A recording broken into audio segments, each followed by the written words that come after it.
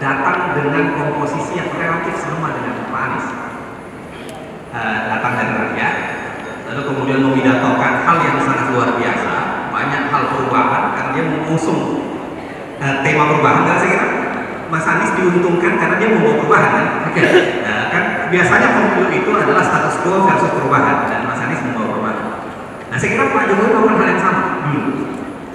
Janji bahwa tidak akan bagi-bagi jabatan, itu dijanjikan tuh.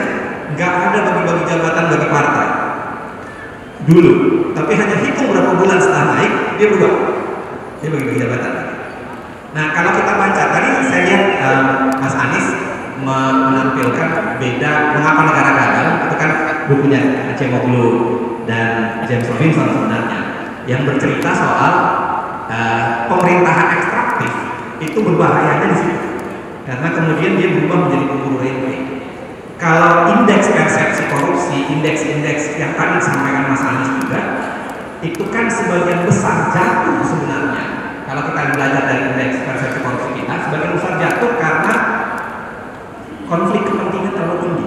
Kan ini sebagian partai yang sebenarnya mengusung Pak Jokowi juga, yang itu pindah saja ke Mas Anies sekarang, kan sebagian begitu.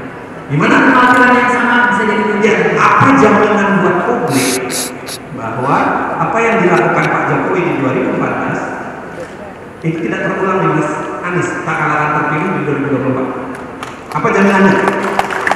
Apakah bagi-bagi jabatan tetap ada? Apakah akan membiarkan terus peng-peng di jalan penguasa sekaligus pengusaha itu terjadi? Apakah membiarkan konflik kepentingan terus terjadi?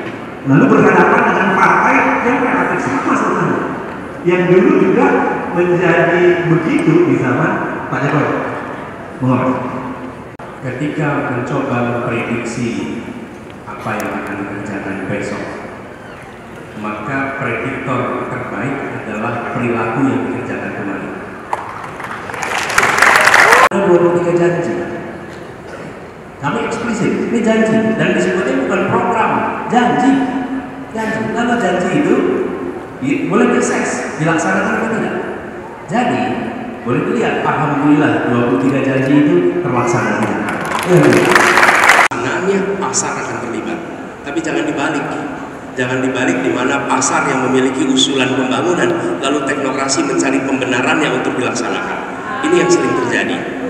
Bagaimana kemudian ketika kita menyaksikan ada pelaku usaha sekaligus juga menjadi pengambil kebijakan, maka di situ harus ada keterbukaan yang total tentang proses pengambilan keputusan. Proses pengambilan keputusan yang transparan adalah pengawal siapapun pengelolanya. Bila ada transparansi atas pengambilan keputusan, maka kita akan bisa mengawal. Bila tidak ada transparansi, maka mudah sekali menyembunyikan konflik kepentingan. Nah, keterbukaan proses ini, saya beri contoh, PSN misalnya. PSN ini prosesnya harus transparan dalam artian sesungguhnya, di mana publik bisa melihat ada debat, ruang debat untuk publik, ruang keterlibatan publik, sampai sesuatu ditetapkan sebagai sebuah program PSN. Ini contoh, apabila tidak ada transparansi, mau pengusaha atau tidak, di situ rentan untuk terjadinya konflik kepentingan. Gitu. Mas Anies menilai Pak Jokowi, Pak Prabowo, Pak Ganjar itu poinnya berapa sebenarnya sebagai seorang pemimpin? Sebagai seorang pemimpin, jadi seorang pemimpin, Pak Ganjar pernah di Mas Pak Prabowo pernah di Kemenhan, masih sampai sekarang, dan Pak Jokowi masih presiden. Sebagai seorang pemimpin yang itu juga ada garis tadi yang mulai kira-kira mau menempatkan 3 orang ini poin berapa sih sebenarnya? Kalau misalnya skala 1 sampai 10. Ini pertanyaan untuk jawab oleh tahun saya sendiri. Pertanyaan Cicak apa jebakan? Kalau pakai angka, teman-teman sekalian, menurut teman kami, saya tidak akan jawab pertanyaan ini. Saya tidak akan jawab pertanyaan ini. Tapi saya sampaikan, menurut hemat kami, arah yang harus kita lakukan betul-betul mengembalikan rasa dan marwah kenegaraan yang ada di Republik ini. Itu harus kita lakukan.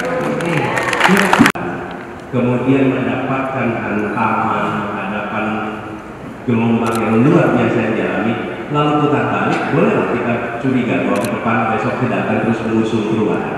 Tapi kalau dia terus konsisten menjalani itu semua dengan segala macam risikonya, ya, maka boleh kita memprediksi bahwa ke depan akan berjalan konsisten dan begitu. Kenapa? Karena selama 1 tahun ini dicoba dengan tantangan yang tidak kecil. Karena yang tidak kecil, kita semua saksikan bagaimana kepemimpinan partai ini terisolasi, bagaimana banyak sekali urusan yang termarginalkan dan tetap berjalan di tempat ini. Jadi kami melihat keputusan untuk mendorong perubahan, kemudian justru mengusung pribadi yang dianggap tidak berada di dalam klaster pemerintah. Tribun X sekarang menghadirkan lokal menjadi Indonesia.